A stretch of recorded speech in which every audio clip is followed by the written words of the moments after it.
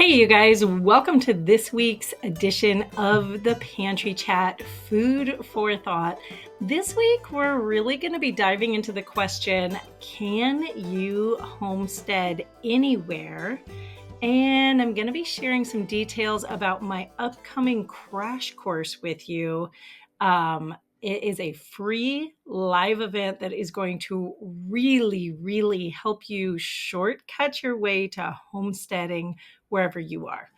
But first, a little bit of chit chat. Obviously, today I am all alone. Usually, Josh is here with me, but he, poor Josh, has just come through having some dental surgery. He's had his wisdom teeth removed. He didn't have that done when he was a child, and it was starting to cause him some problems. So he is on the recovery bed today and taking it easy. Kind of a rough time of year to do this sort of thing, but hey, when you have time off and you can take the break and there's nothing growing in the garden, it seems to be reasonable. So we're going with it. Around here on the homestead, we are doing all of the post Christmas fun things that there are to do. We really enjoy Christmas. I totally love Christmas. And I love how we've found a real balance of it being very peaceful in our house. There is almost nothing stressful about Christmas in our house, and I love that. Probably the most stressful thing that we have is that we get off schedule because we kind of take a break. So the kids get a little wily, especially if the weather's a little rough. This year we had a lot of rain, which is abnormal for us. Usually we're snowing pretty solidly this year. We have a lot of snow on the ground, but we are actually getting a lot of rain out of the sky. That makes it really unpleasant to be outside, which means that the kids are getting pretty wound up. That's probably the most stressful thing, trying to find things to do with them. But there's enough events this time of year and things to go to and get them to get their energy out that works pretty well. But over the years, we've just really pared down on the things that matter the most to us. And one of the first things to go was the idea of giving gifts to everybody. We kind of went to I guess the regular term for it is a secret Santa idea, where the entire family, even us adults, just pick one name out of a hat, and we have a budget for that. We have a dollar amount that you can spend on that. And that just calms the entire thing down. We're usually able to do all the shopping kind of over Black Friday sort of weekend, as we help the kids shop for their buddies. And then we have a fun day of present wrapping where we all take turns sneaking upstairs and wrapping our present. And then that's kind of the stressful part of the whole thing. Aside from that, this year we had a great time doing enchiladas for Christmas dinner instead of our big goose dinner that we traditionally do. We were just looking for a little bit of an easier year and something a little different since we didn't have goose in the freezer this year. Hopefully next year we'll have some goose and we'll go back to our traditional Christmas dinner.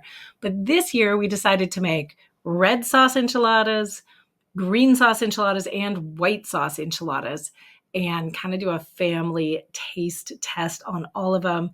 And it was really mixed as to who liked what. It was really fun. We do a lot of taste testing in our house where we'll kind of make all different recipes of the same thing and then pass it around and do a judging on it and figure out what we like. And sometimes those are very conclusive. It's like we all like this one thing better than this other thing. Like the year we taste tested peppermint patties. We got all the different peppermint patties we could find out there, and we tested them. And conclusively in a blind test, the entire family felt like the See's Candies peppermint patties were the ultimate peppermint patty for the year, above all the other peppermint patties we could find out there. So this year it was on the enchiladas, but this year, unlike the See's Candy, the peppermint patty test, it was very inconclusive. Everybody had a different opinion. So I think that means what we'll do is go back to what we've always done with our enchiladas, which is to kind of rotate through the different kinds when we make them. Sometimes we do the red, sometimes we do the green, sometimes we do the white. I love the green because I actually make them with our green tomatoes out of the garden, which being in North Idaho, we tend to have more green tomatoes than we have red tomatoes half of the time. And so we just make the sauce out of that. And it turns out really, really good. So let's see. That's been kind of the focus around here. I'm kind of looking forward to getting back to school, getting back to schedule.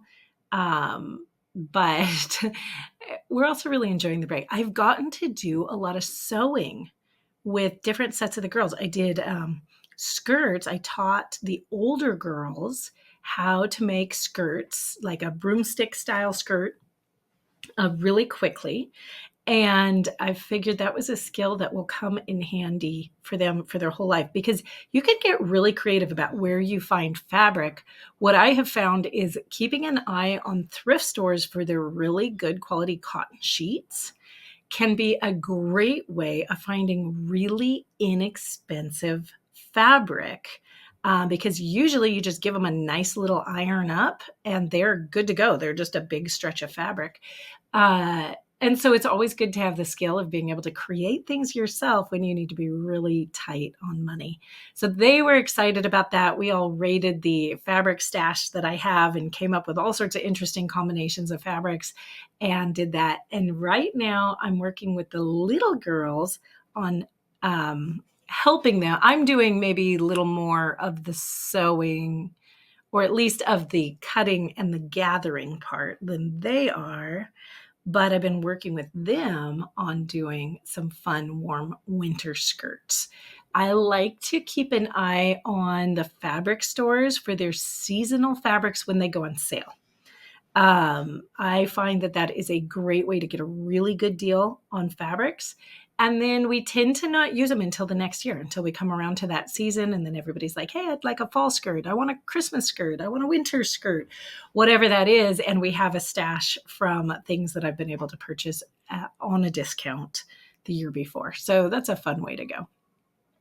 So that's kind of been the focus around our house for the last little bit here. The, homestead itself is on very, very low maintenance mode. We are drying up the milk cow right now, which means we are going into our dry period with the cow. So we will not have milk. We'll either have to buy it in, or we're probably going to do at least a month of no dairy. I like to do that every year. It feels like it matches the natural cycle. And we just all kind of don't use dairy. We don't bring it in and we don't consume it.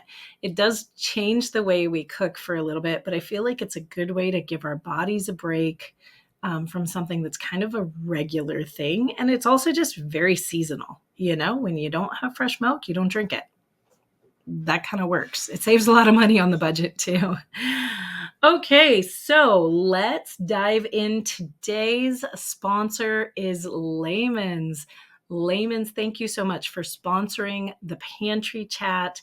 You guys help make the Pantry Chat possible. It helps us reach more people too. Did you guys know that the Pantry Chat is doing really well in podcast land?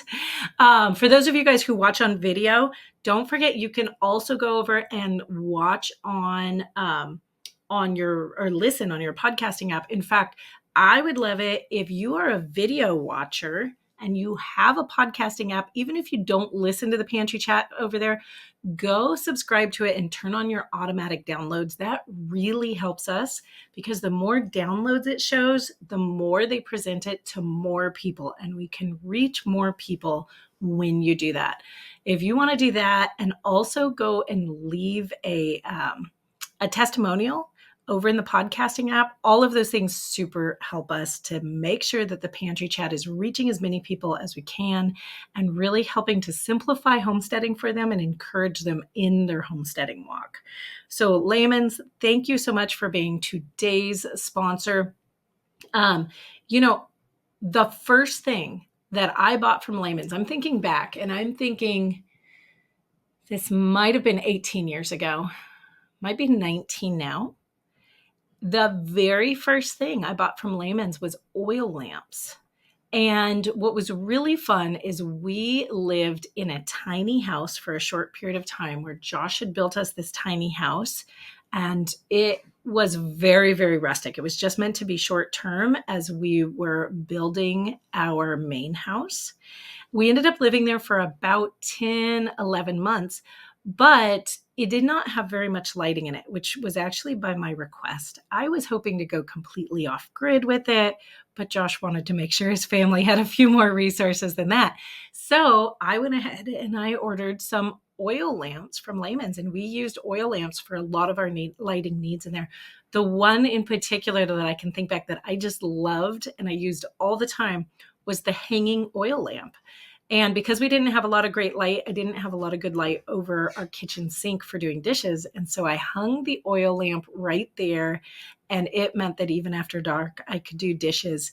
And I just, there's something magical that happens when you turn off the electricity. It puts a whole different spin on a regular chore, even like doing the dishes, because it was so much fun. I don't know how you guys feel, but that's how I feel about when you get to do things a little bit different than you do them every day. And I just felt like I was living back in Little House on the Prairie. So anyways, thank you, Lehmans, for having so many great supplies for those of us who are either real homesteaders living off grid or just love to get to practice living off grid or just like little experiences in our everyday life. Whether you're looking for heating solutions or lighting solutions or gardening solutions or preserving solutions or even other things in the kitchen, Lehmans has so many different things to offer for you. So make sure you go check them out. And if nothing else, just go over and drop them a note and let them know that we sent you over and you found out about them from us. Get on their catalog list. You're going to have so much fun flipping through all of the different things that they offer. It's like taking a trip back in time. So much fun. Okay, so let's jump in to the question of the day. Ken Ashley Payne on the supplies needed for a milk cow video asks, do you get your milk tested if it's just for your family? At what age do your kids start drinking raw milk if it hasn't been tested? So there's all different forms of testing. If you are going to sell your raw milk in a lot of places, you need to get like weekly testing done to see what your bacteria count is. That can actually be counter beneficial. Is that a term?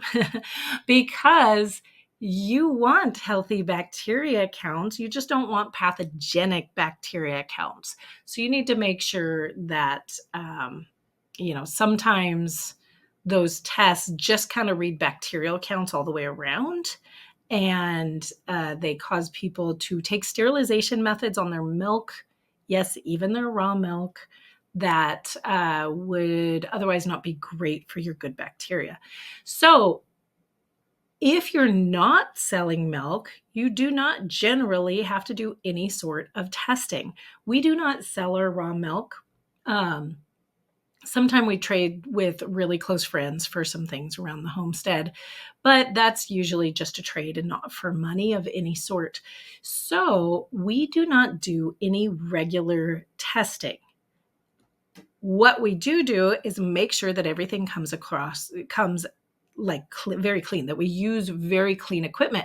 If you think about it, the cow itself, the milk as it comes out of the cow itself, if you have a healthy cow, is not going to have a bacterial problem. What will have a problem is all of the environment that your milk touches after that, whether you're not cleaning your cow's teats up well enough, or your hands are dirty, or your supplies are dirty, like your milk buckets or your strainers. So what's really important in our house is making sure that we're always working really, really cleanly and going from there, and making sure that we have healthy cows. When you bring a cow in to your home, it's always a great idea to have all the full range of testing done. Definitely tuberculosis testing, a TB test. That way you can make sure you've got a healthy cow with no diseases, so your milk is going to be very, very healthy. Our children start drinking milk usually somewhere around the 2-year old. We don't drink glasses of milk per se. So as far as the occasional glass of milk, I would say maybe around 2 years old. What we do is we use it in baking, which is, of course, it's going to get sterilized in the baking process. We also use it for things like pouring over our oatmeal in the morning when we'll eat oatmeal. Babies start getting that at a very, very young age. Milk in that form in our house, sometimes about 1 year old. As soon as they're starting to eat oatmeal, we'll put a little bit of milk in there. And I just watch for the reaction. You don't want to start anything in high doses. So we just make sure that it's not in a high dose, and we keep an eye on how anybody responds to it. So you're really going to know if you start getting bad bacteria if you're watching people in your house. You might start getting stomach aches, or your stomach just doesn't feel right, things like that. And that'll just mean you need to really work on cleaning up your milking supplies and your milking environment. Okay, so let's jump into the topic of the day. Can you really homestead from anywhere? So I think this is something that we really need to qualify, because for us, homesteading is primarily a mindset. That's the way Josh and I like to define homesteading. More than a set of skills or a set of projects or things that you practice, it is a mindset. And it's a mindset that prioritizes producing over consuming. That is something that is kind of almost cliche out there right now, like being a producer, not a consumer.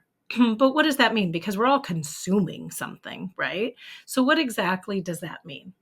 It means taking your mindset and saying, instead of going and buying an answer to my problem or buying something, can I make it myself? Is there a way that I can make more of what I need, produce more of what I need myself, rather than just going and buying it? So let's talk about going to the grocery store. If you are purely a consumer, you go to the grocery store and you get all of your food, maybe from the grocery store, maybe even from the farmer's market, but you are purchasing all of your food. Now, as your mind starts to shift into this homesteading mode where you think about producing, you start going, well, what can I do right here? And maybe you start growing your own sprouts in your kitchen. That's one little step to a producer mindset. Maybe you start growing a garden outside, a couple raised beds. And instead of buying all of your food from the grocery store, you start replacing some of that food that you would be purchasing by creating it, growing it yourself, and then harvesting it and consuming it. The real trap to this is people get kind of in an all or nothing mindset. And they go, if I'm not growing all of my own vegetables, why am I bothering? What's really important as we think about homesteading is that it's a journey. It's a continuum. And as long as you are somewhere on that continuum of working towards being more of a producer, you are on a homesteading journey. It does not matter if you live on 50 acres and you have a barn and you have a milk cow, or you have room for crop fields to be able to feed all of your livestock that you have in the barn, all of its own food. That would be one far extreme or one far end of the spectrum of being, moving towards being very self-reliant. And there's nothing wrong with that. That is a great thing. But you don't have to get there ever in your homesteading efforts in order to have a homesteading mindset or this producer mindset. In fact, the biggest piece of advice that I give to people who want to start homesteading is don't scale up too fast. Start with the little things that you can do wherever you're at, where you're at right now, and learn everything you can. Take every single step you can where you're at right now until you completely outgrow your current circumstance, and then think about moving up. But even then, don't move up to that 50 acres. If you're starting in an apartment, don't go from there to 50 acres. Go from there to a home with an average backyard where you can take the next step and learn everything you can right there. That is going to give you your greatest accomplishments. It also means that you are going to be able to actually handle the next step when you get there instead of chasing your own property around trying to keep it up, which is something that absolutely happens to people. So, can you actually homestead anywhere?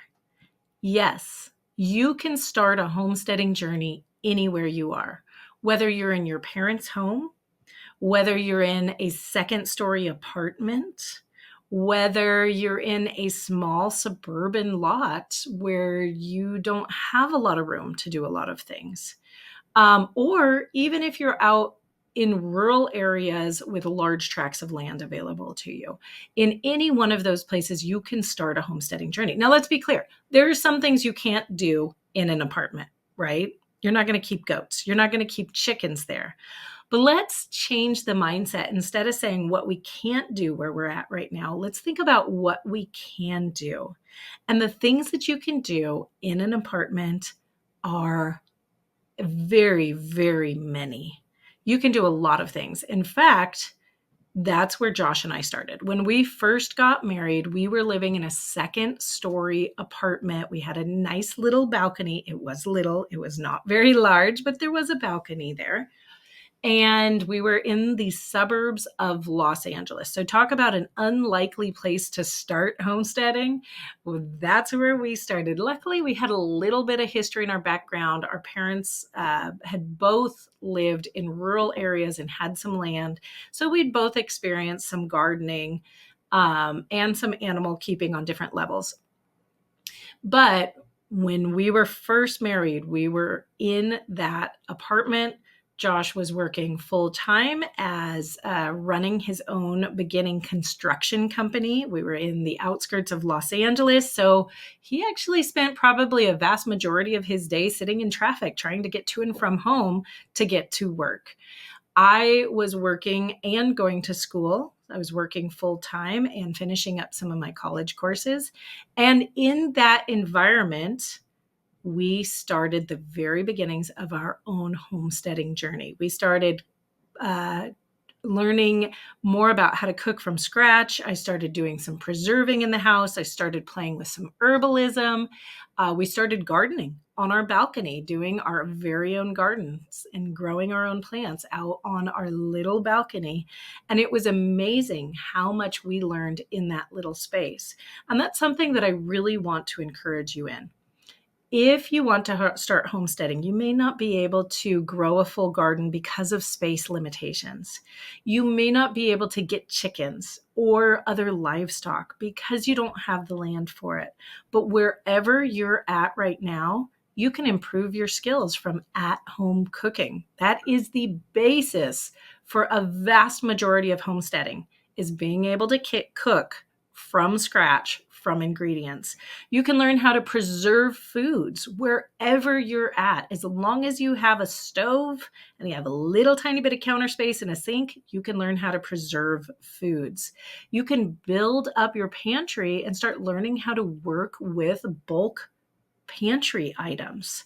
That is a skill all by itself.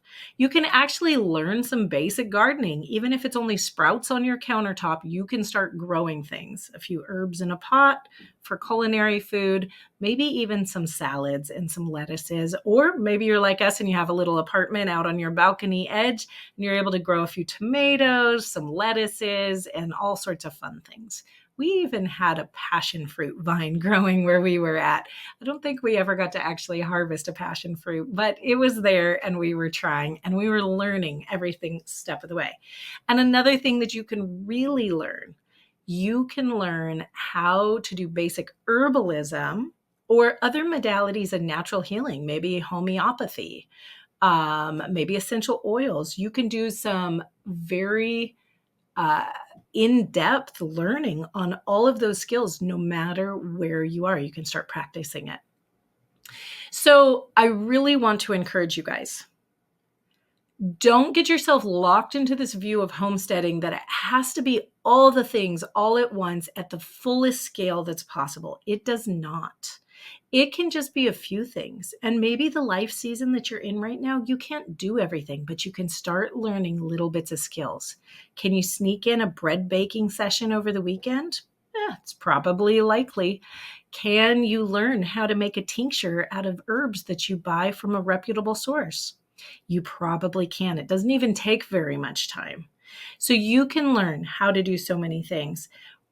What I would like to do is invite you to the upcoming first annual How to Homestead Anywhere Crash Course. This is a free crash course that I am putting on in January. And we're going to be covering all these things. So if you're a brand new homesteader or you're struggling with the idea of homesteading in a small space, this is absolutely going to give you so many things that you can get started on. And it's going to give you a real roadmap for moving forward. If you are a more advanced homesteader, one of the challenges that really comes in as you get more advanced is how, now that you've learned some of these skills, how do you fit them all into a lifestyle and don't become completely consumed by your homesteading lifestyle? And that's another thing we're really going to be discussing in this crash course. So this crash course is happening from January 6th to January 10th every day. It's a live event, so I will be teaching for about 4 hours live every day for about 5 days. And each day we're covering a different topic of homesteading that you can do from wherever you are. We're going to be talking about filling your pantry, how to bulk buy, how to store foods properly, and what you need to store, what you need to get stored up, and how to use those supplies. We're going to be talking about how to make the most out of seasonal eating, whether that's food that you're growing in a garden by yourself, or whether it's the food that you can find at local farmers markets, or even just at the grocery store. There are ways to save a lot of money and get the most nutrition out of your food possible wherever you're at. And we're going to really be diving into that. We're going to cover the basics of preserving. We're going to be talking about different methods of preservation and how to utilize them. We're going to give you a real good look at all the different things that you can do and how to get started with them. We're going to be talking about gardening. And I know that's one that everybody goes, gardening. Am I going to garden in my balcony? There are a lot of different elements to gardening that you can actually practice pretty much wherever you're at. We're going to be covering microgreens and sprouts. We're going to be covering all sorts of basics, from whether you have zero land and just a little bit of countertop space to if you have a little bit of room for a small garden, or even if you have room for a large garden.